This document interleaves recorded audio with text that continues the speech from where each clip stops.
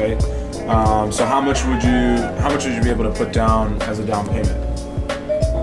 Okay, so you'd be max 1,500. Okay, so we're typically looking for someone between like 5,000 and 7,000. So I don't know if that's something you think you'd be able to do eventually, but I know that we're looking more between the 5 to 7K range. No, so what happens is now, so that $5,000 to $7,000 goes as your down payment towards the property. So when you go to get a loan or when you go to get a loan or you go to refinance, you'll already have your down payment taken care of. If you, what do you mean? If you use a bank to purchase the property? Okay, yeah, we haven't gotten our appraisal back yet on the property, but we're thinking it's between 70 and 75,000 because there's so much land and we put a lot of awesome finishes into the property. Yeah. Well, you know what? Either way, we've got an open house this Sunday. I highly recommend you come check it out and even see if it's something for you. Oh, awesome. It has a 1-car garage. It's a gravel driveway, but the backyard is absolutely massive. Like, it's huge. And it's got an awesome, like, basically brand new fence put up that's pretty secluded. Okay, yeah. Okay, awesome, man. Yeah, sounds good. Thanks, Anthony. Bye. Gotta sell these rent-to-owns, man. They're great because you get a lot of people who want it, right? But it's kind of like dealing with renters. And, the whole renting process is really interesting. So I try to automate it and not do as much of that as possible. But, we have people who've been calling us today who have like $10,000 and $15,000 and $20,000 down payments on a $70,000 home. Like, it's worth taking the calls, So we'll probably have it sold in like the next 14 days is the game plan. Try to keep this is one I'm actually splitting the profit with the owner on because he's an investor. He's got about 120 properties. So it just made sense for me to say, okay, I'll split you half on each deal, but you give me all of your rent-to-owns. Even when I show you how to do it and you can do it yourself, like you still give it to me. So we've done we've probably done 5 properties with him so far. So this is another one that we're doing and hopefully it goes good. We haven't decided on the sale price yet. We've done a lot of finishes and we're just finalizing our cost into the project. That's another thing I can say to remove the whole, appraisal certified document thing that someone might continue to ask for. If that makes sense. Correct. So basically, like, if they start to default on their rent, you evict them just like a normal tenant. They can purchase the house at any time in between. They're gonna pay the balance. I think the room will be pretty good tonight. At least that's the hope. What's up, bro? You got the table facing it, so then when it's time for people to buy, we flip the table around. Right. So you got, like, this is just so much more logical. Like, who thought of that? Who thought of this? You, babe? Yeah. I think James did. Oh no, I think it was one of you. It was either you or Russell's wife. We did. Oh, girls, what you thought about this? Oh, yeah. Yeah, exactly. You taking the credit? You guys trying to take the credit for that? No. Who's that? It was our idea, because Russell and I, we went to that Fortune Builders event, and they had their whole thing, like, away from the door. So I was like, all right.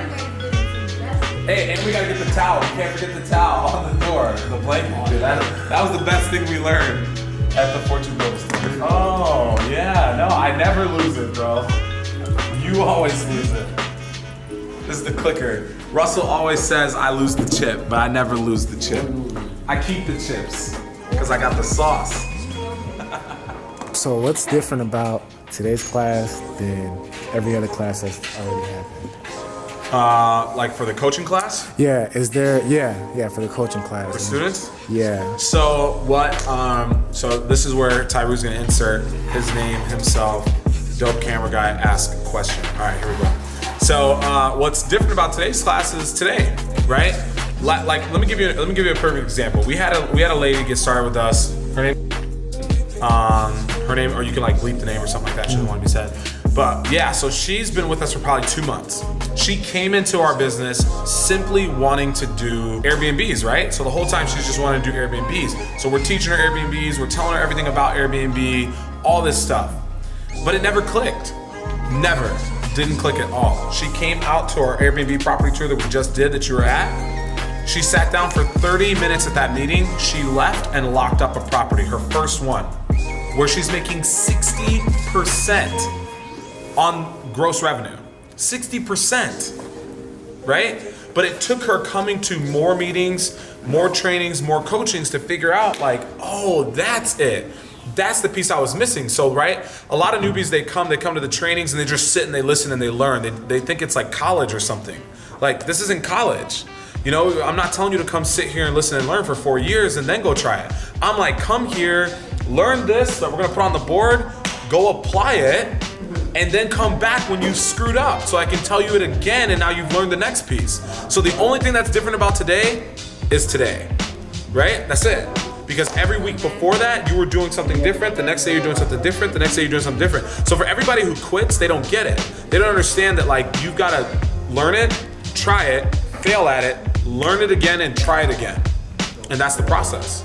So we may teach the same thing every single week, but it's probably gonna be new every week to the person who's implementing the steps. Does that make sense? So I just gave Tyru this long answer, right? He's like, I'm like, was that the answer you wanted?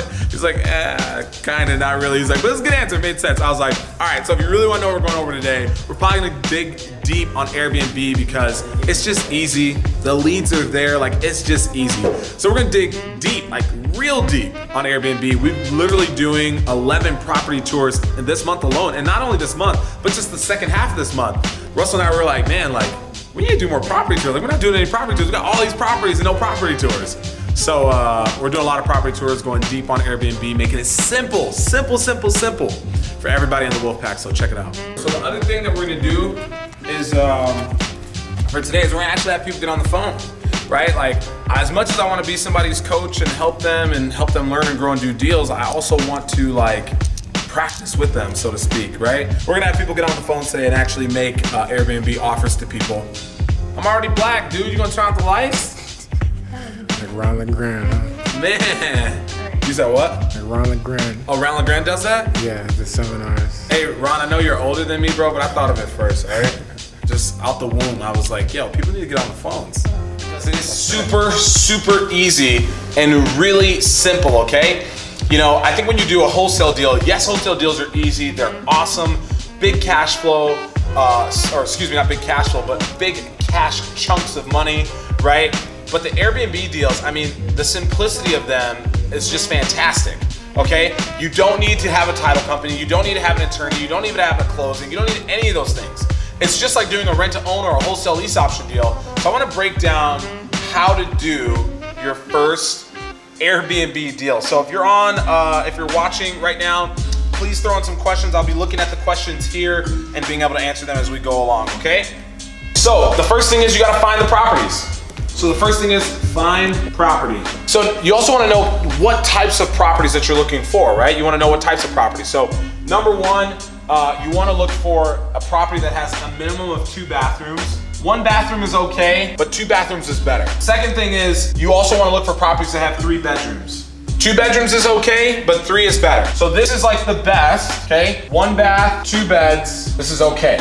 Don't turn it down, don't not do it, it's okay. All right, any questions on that so far? Here's where you find these properties. You're gonna be shocked when you see this. I want you to write this down. Zillow for rent, and do not be afraid of this for sale by owner. Think about it. If someone's selling their property for sale by owner, they don't want to pay the agent, they've probably got the time to deal with it because the reason you go with an agent is to try to sell it faster for top dollar. But if you're doing it for sale by owner, you've either A, got the time to do it, B, you've got the money to do it, or you don't have the money and you need money, which is all beneficial to you and in your favor, okay? So you want to be looking for vacant for sale by owner properties. Vacant, I should say vacant. And if they're not vacant, maybe they will be shortly. So you don't want to just go away from it because it's not vacant right now. Vacant, preferably. If not vacant, then you just call or send the message anyways. Okay? So that's where you're gonna find the properties. You can also, I'm gonna give you a few other locations to find these properties too. I mean, Facebook and Craigslist. I mean, if you go to the Facebook Marketplace, Russell, I mean, we're posting all of our properties to the Facebook Marketplace now, right? Yeah, I've got a couple rent-to-owns on the Facebook Marketplace right now. I mean, my phone is blowing up, just getting destroyed. 50 people today alone wanting to see the rent-to-own property that we have. Those leads are what you make of it, just like anything else. I know people who have gone to a property, they didn't lock it up because of X, Y, or Z, and I went to the same property and locked it up, and vice versa. I went to properties that didn't see the vision for the property. I left and someone else sold the deal. I'd see the deal online and be like, what? That property sold. I checked the HUD, or I'd check, recent sales, and like, they sold that property. and I'd be kicking myself in the foot. So every lead is what you make of it, all right? This is the message. Copy and paste into all the messages, right? Zillow, Craigslist, Facebook, you find the property, you send this message. Hi, would you consider a corporate lease on the blank? Property, condo, home, building, whatever, okay? But if the agent's listing it, what would you say? Boom, didn't even have to tell you. So if it's an agent, you would say, hi, would your client consider? So all we have to do is get to the point where we're covering the rent. Everything past that is making 60% of profit on that deal.